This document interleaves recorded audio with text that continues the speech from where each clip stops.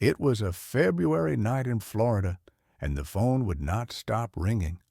A locked hotel room. Curtains drawn tight, the hum of the air conditioner, the faint trace of perfume mixed with sedatives still lingering in the air. When staff finally opened the door, they said they would never forget what they saw. The woman who had once made America turn its head now lay perfectly still. She was only 39. She was Anna Nicole Smith. The first headlines called it an overdose. The next paper added the word possible. Television replayed the images everyone thought they knew. The Guess jeans girl with platinum hair and lips like honey, the dazzling Playboy playmate, the bride of an oil tycoon twice her age, the young mother who laughed for the cameras, then broke into tears after losing her son. With every reprint, her story looked like an overexposed photograph, bright everywhere, except where it truly mattered. 5 months before that night, a hospital in the Bahamas saw a very different scene. Anna clutching her 20-year-old son Daniel, crying his name in disbelief. He was gone, and the hole his death left had turned her smile fragile as glass. To those who worked with her, even her silence seemed like a performance written by Hollywood itself. The bombshell, the ditz, the dreamer. Yet behind the makeup were eyes that drifted every time someone mentioned the word home. Her road to fame was never smooth. She was a Texas girl who dropped out of school, married young to escape a dead-end life, and transformed herself into a blonde icon glowing from every billboard. She married a man who had already lived most of his life, and that wedding became national gossip.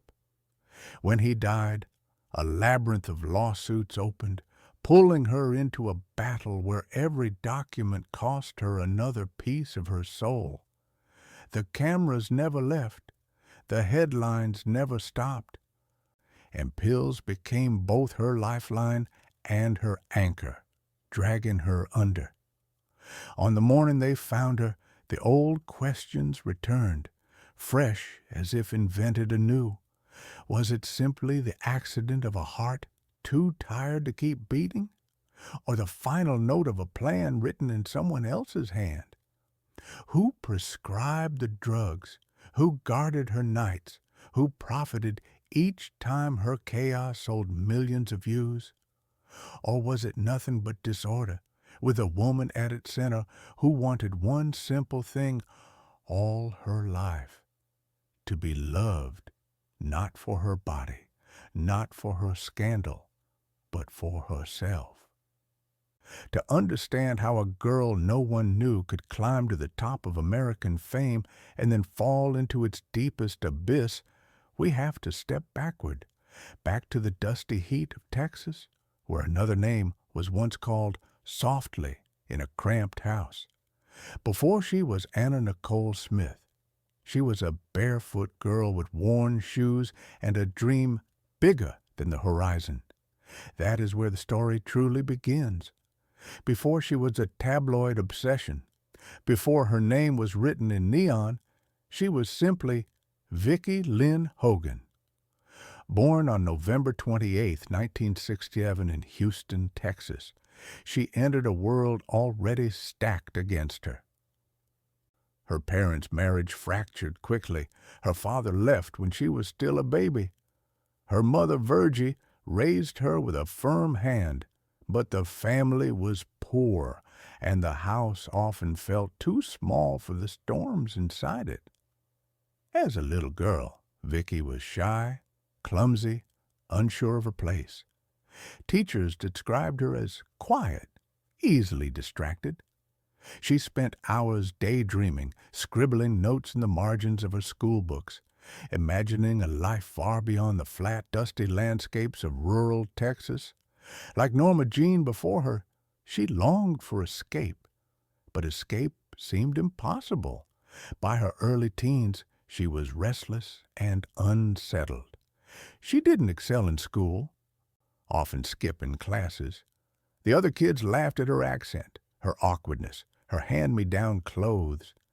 She hid behind big hair and heavy makeup, trying to look older, tougher, untouchable. Inside, she was still just a girl who wanted to be seen. At 15, she dropped out of high school. With no diploma, no skills, and few options, she bounced between low-paying jobs, waitressing, working at fast food counters, folding clothes at department stores. Nothing seemed to stick. Each shift felt like another reminder that her dreams had no map. At 16, she made a decision that would shape her life: marriage. Billy Smith was a cook at the fried chicken restaurant where she worked, and though barely older than her, he represented stability, or at least the illusion of it.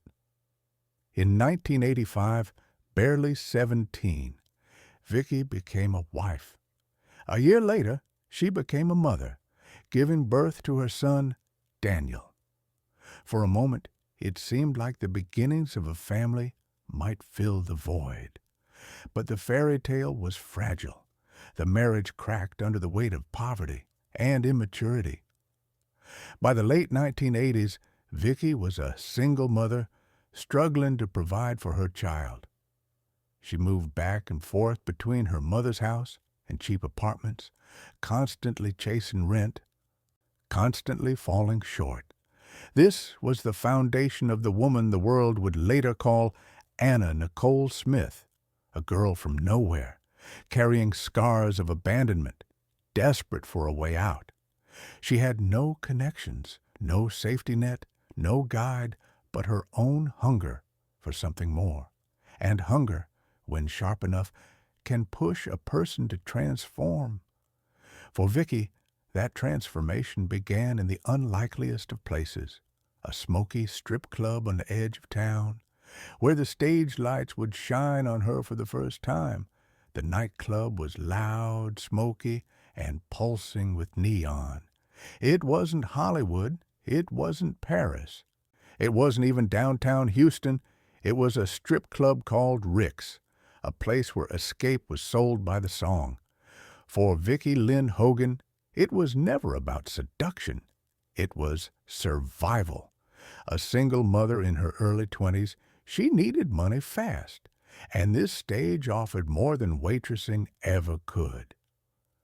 When she walked under the lights for the first time, something unexpected happened. The shy Texas girl disappeared. In her place stood a woman who could stop men mid-conversation. Her height, her curves, her platinum hair. Suddenly, she wasn't invisible. She had presence, she had power, and people noticed. One of those people was a photographer. He suggested she try modeling, maybe even pose for magazines. At first, Vicky laughed it off. She wasn't the type, she thought. But when she looked at the photos later, she saw something she hadn't recognized before: potential. There was more than desperation in those eyes. There was allure. In 1992, that allure caught the attention of Playboy. Vicky Lynn became Nicole Smith. The transformation was instant, almost mythic. She graced the cover, then was named Playmate of the Year. Overnight, the girl who once worked the fryers at a chicken joint was now America's fantasy. From there, doors opened that had been sealed her whole life. Guess Jeans cast her in a campaign that made her a global sensation. Billboards towered over highways featuring Anna in vintage-styled glamour shots, voluptuous, blonde, unapologetic. Fashion writers compared her to Marilyn Monroe, and for Anna, that comparison was oxygen. Marilyn had been her idol, her North Star. Now, the world was calling her the second coming. But the dream wasn't only about modeling. Anna wanted more. She chased film roles, appearing in comedies like The Naked Gun 3313. The critics sneered, but she didn't care. She had money, fame, and a story no one could believe.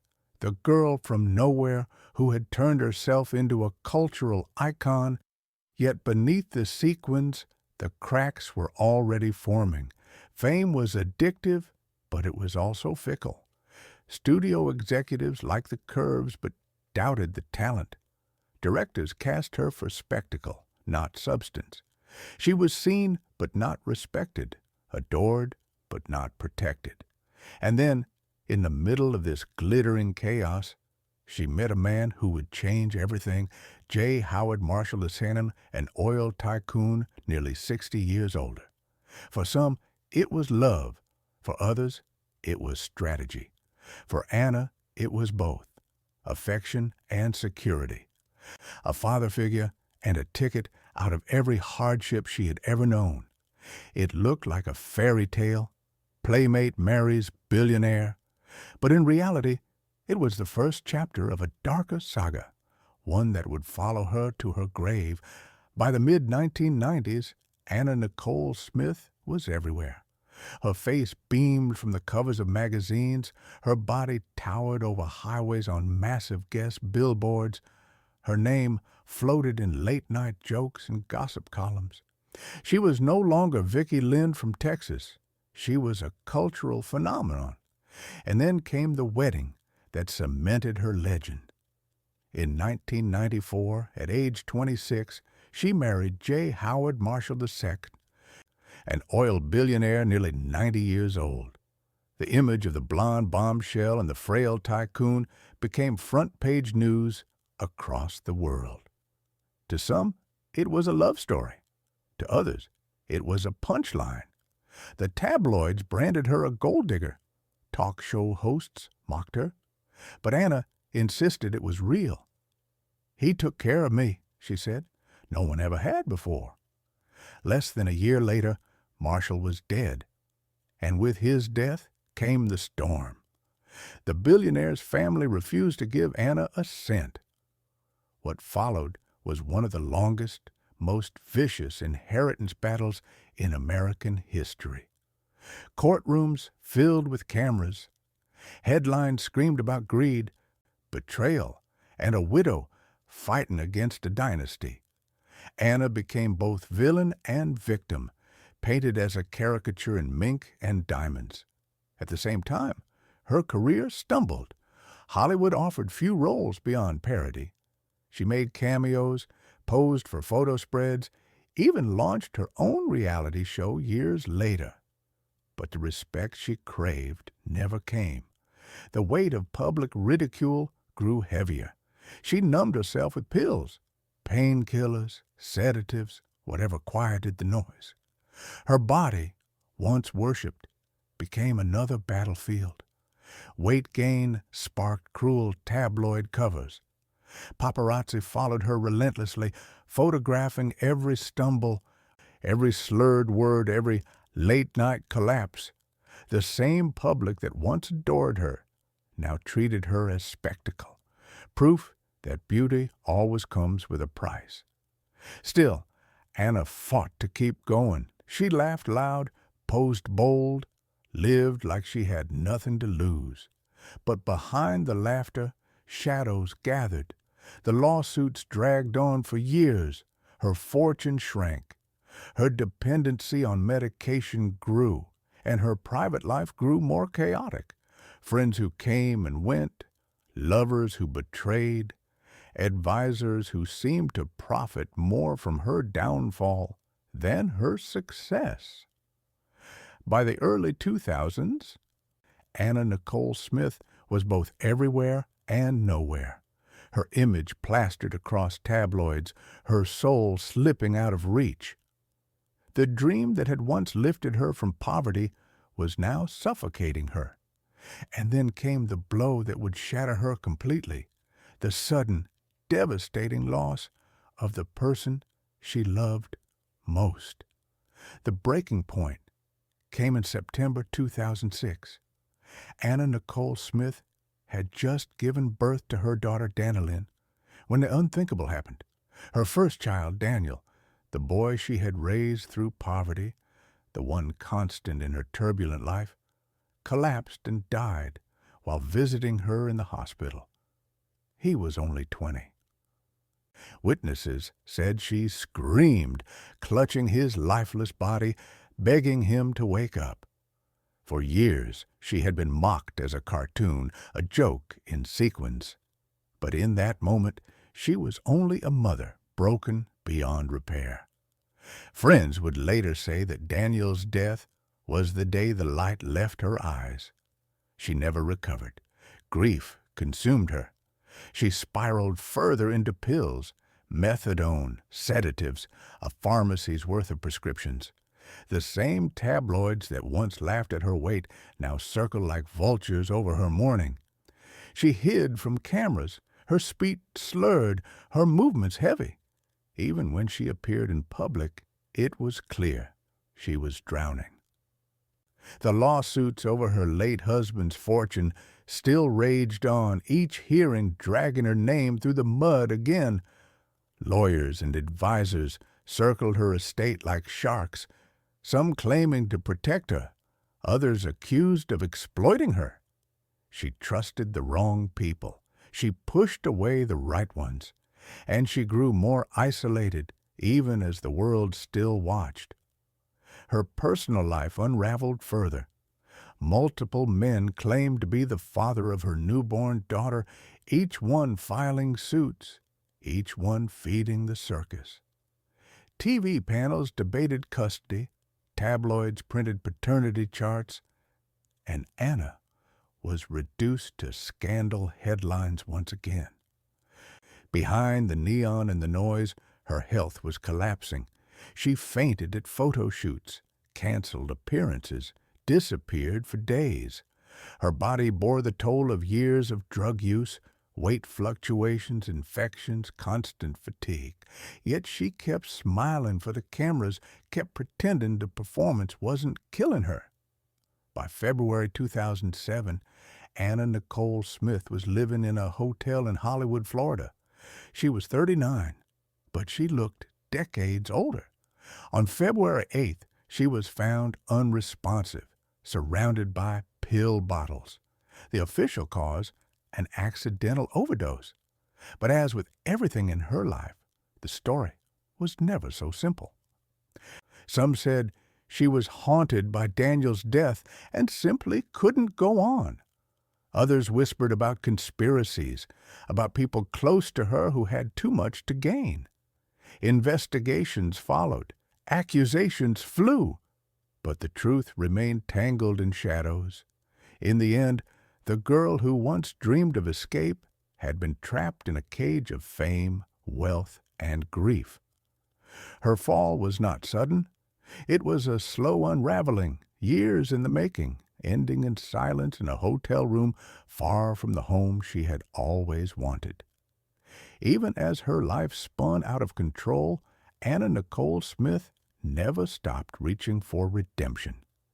Beneath the chaos and the scandal, she longed for a second chance, a chance to be more than the headlines, more than the caricature the world had made of her.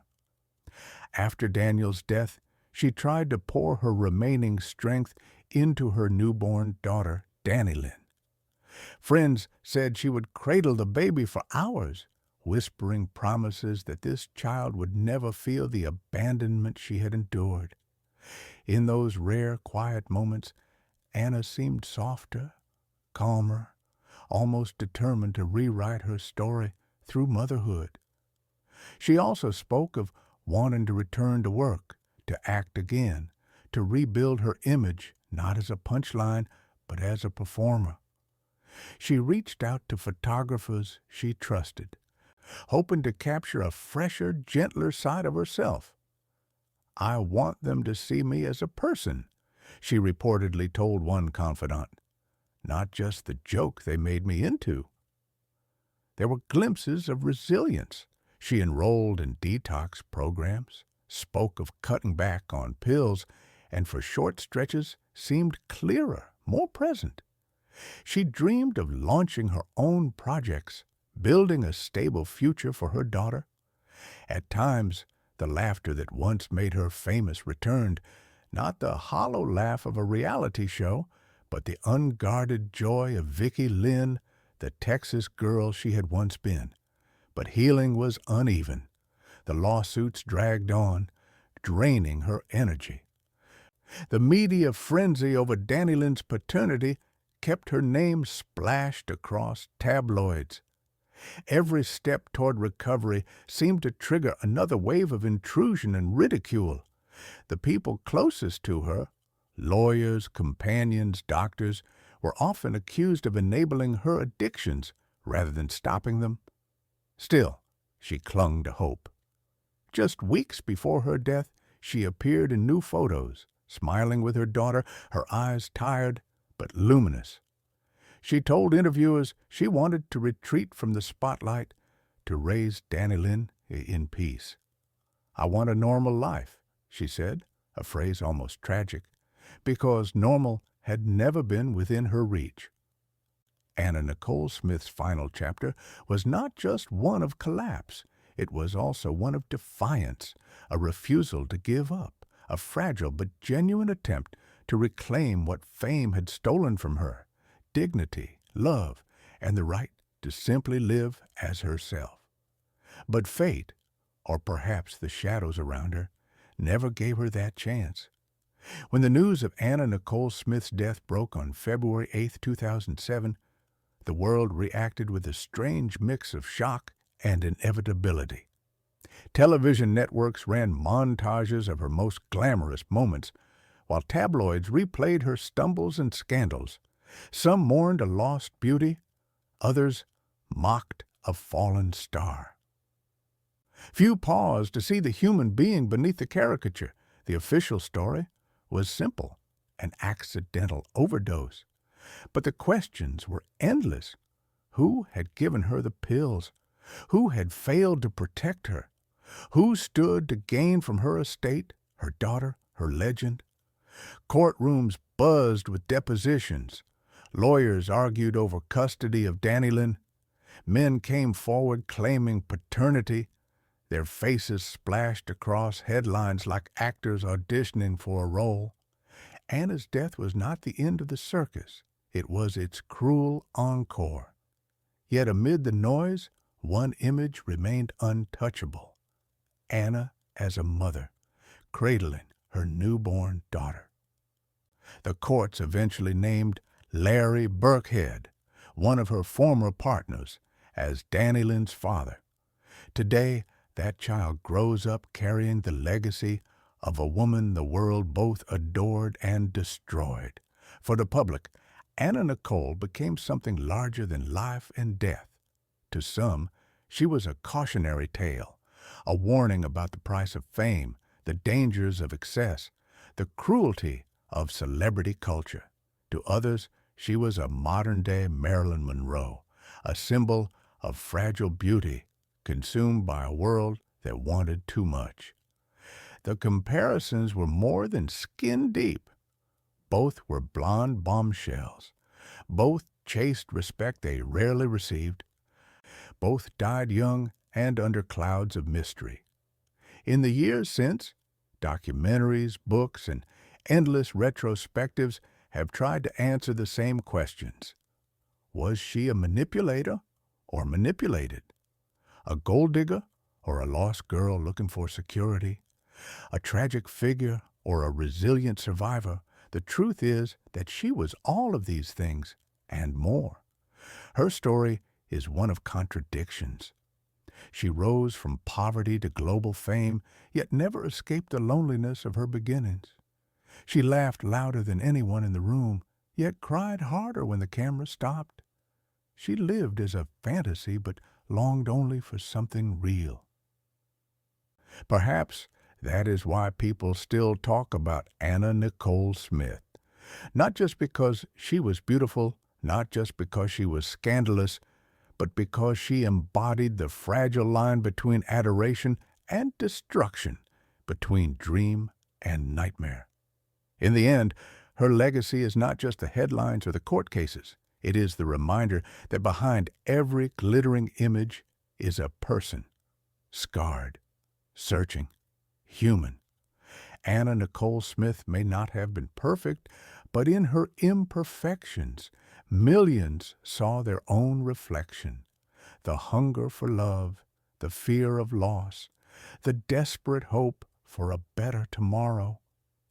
And maybe that is what she truly left behind. Not the scandal, not the fortune, but the light that flickered through her cracks. A light that still makes us ask, all these years later, who was Anna Nicole Smith really?